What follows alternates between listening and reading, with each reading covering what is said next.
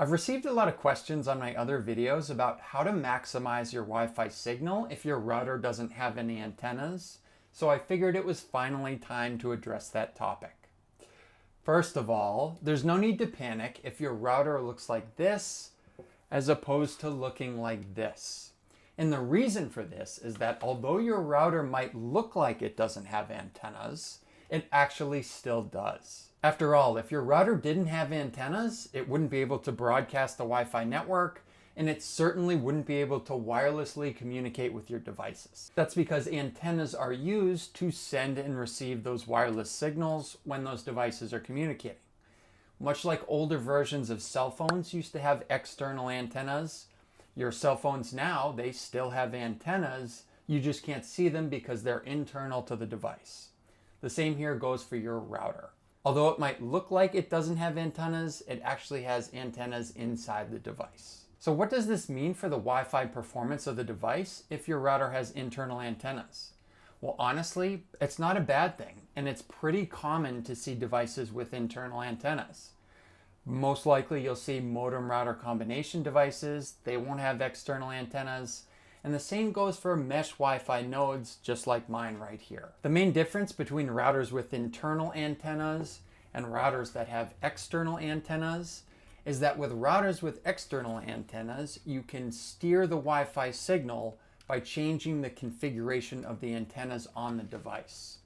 What this allows you to do is it allows you to prioritize different areas of your home, whether it be an area where you don't get a strong Wi-Fi signal, or whether it be an area where you frequently access the internet. Now, when it comes to routers with internal antennas, these devices broadcast a Wi-Fi signal equally in all directions. We're not able to steer that Wi-Fi signal, so what do we need to do? We need to make sure that this device is in a location that it provides your home with the best Wi-Fi coverage. So where should you put a router with an internal antenna? You should put it in a central location of your home. And let's take a look at a diagram to show you what I mean. So let's take a look at this example home diagram here and find out where is the best place to put a router with internal antennas. So let's say we're going and we're implementing a router with internal antennas. We put it in this location. Let's say it's a modem router device. We put it in this corner of our home. But because the Wi-Fi signal is distributed equally in all directions from the device, you can see that putting it in this location, you still have a dead zone in your home.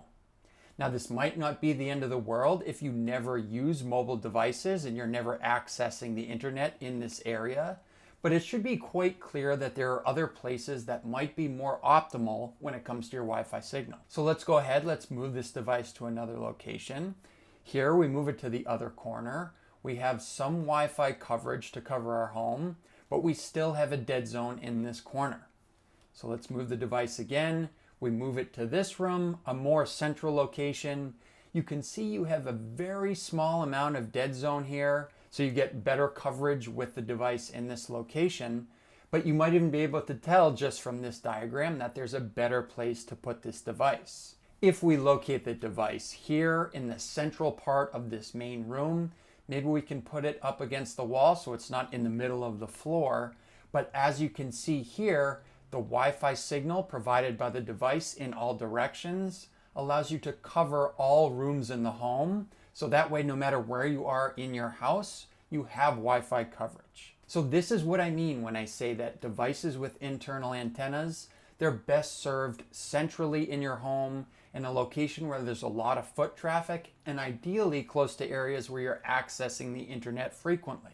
In addition to putting these devices in a central location, you want them in an open air environment as well. First off, keeping it in an open air environment will allow airflow through the device to ensure that it doesn't overheat. But also too, in an open air environment, you're limiting the amount of obstructions for the Wi-Fi signals it's broadcasting. For example, common home construction materials like brick walls, metal, wood, aquariums with water, Wi-Fi signals don't travel well through water. If there are other devices that are communicating with Bluetooth, those sorts of things can have an impact on your Wi-Fi signal. Obviously, there's no perfect solution here.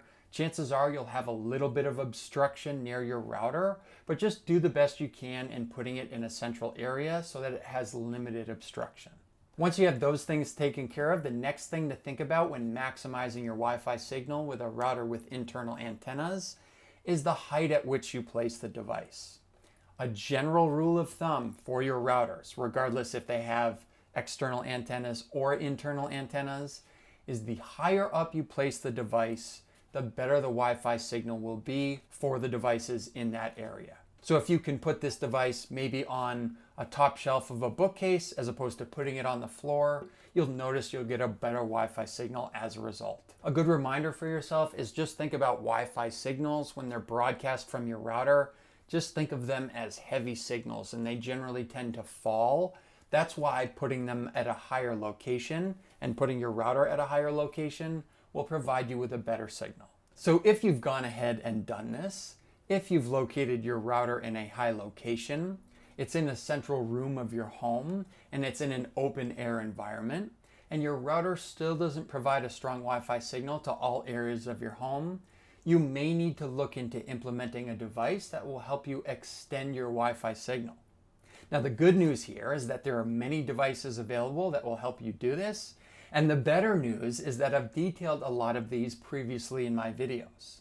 I'll make sure I include a link to all of these videos in the description if you want to research some of these devices, and I'll be curious to see how many of you actually need to implement them in your home. Let me know in the comments section, first, if these tips helped you improve your Wi-Fi signal and you have a router with internal antennas. But secondly, I would love to see if you needed a device to extend your Wi-Fi signal even when you implement your router in a strong location.